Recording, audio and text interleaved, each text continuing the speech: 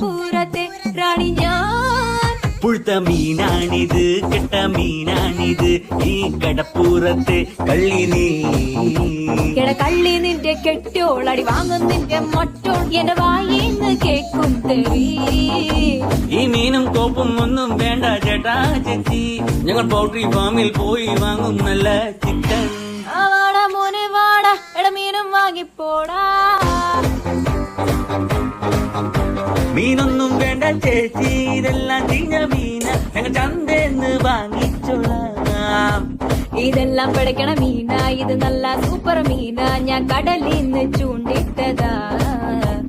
മോനെ മീന് വാങ്ങിക്കോടാ. എന്റെ പൊന്ന് ചേച്ചി മീന് വേണ്ട.